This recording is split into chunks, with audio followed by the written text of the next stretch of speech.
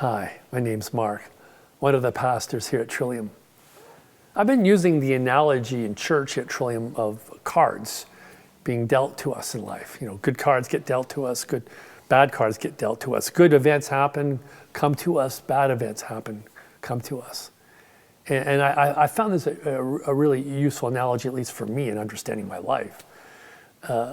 Take a look at this hand that one could get dealt.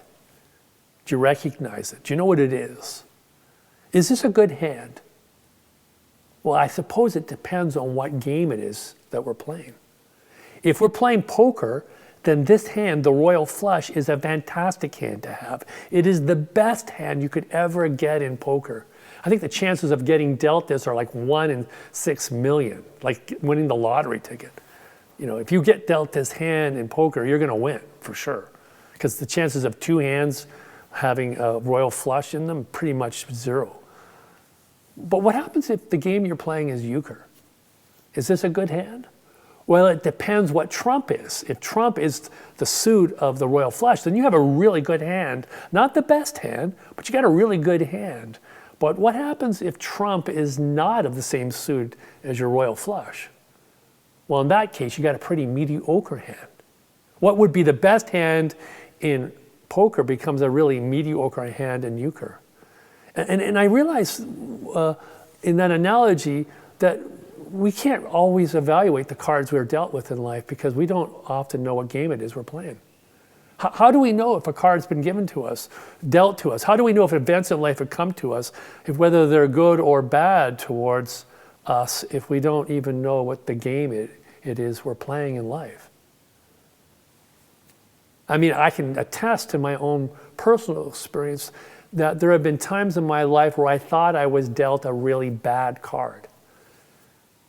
And yet in retrospect, when I look back on it, it was actually a blessing. What was in the moment thought of as a bad card turned out to be a really good card because it took me to a place that was ultimately beneficial for me. And yet how in the moment could I evaluate the card if I didn't know where I wanted to get to in life? And I think that happens too with good cards. What we perceive in the moment as good cards, they can sometimes be dead ends for us. They can sometimes take us to places that are not really that good for us. I remember reading that to win the big lottery winners, usually bad things come to them out of that great win.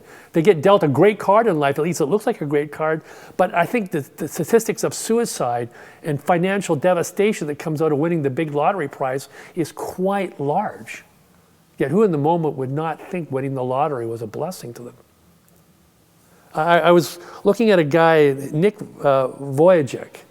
He was born with no limbs, like no legs, no arms. He's got no hands, no toes. He's completely helpless. You can imagine in that moment, if you were born into that situation of thinking you were dealt a really bad hand in life, no pun intended, a really hard set of, an ultimately detrimental set of cards to play in life. And in fact, Nick Vujicic, he did struggle with this. He struggled with depression and a sense of absolute failure for himself. Like he couldn't get a job because he has no hands. How could he ever put his arms around his wife and console her in a moment of sadness? How could he ever think about getting married if he can't even provide for his family? I mean, when he was a teenager, he went into deep, deep depression because he felt that the cards he'd been dealt with in life were just too overwhelmingly bad for him. And then he got touched by God's love. You can probably find that story somewhere on YouTube as well. He got touched by God's love. He got awakened to love. He was awakened to the love's presence in his life, and he experienced in that moment a freedom and an invitation to become something that he could never imagine for himself. Today, he's actually a preacher and a motivational speaker. And his story and his testimony is extremely powerful. See, the game he was playing got changed in the midst of his own encounter with love. He had come to realize that love was the game he was playing. That was the ultimate game he was playing in life. And that what looked like a bad set of cards dealt to him in life was actually the invitation to move open-hearted into that life of love.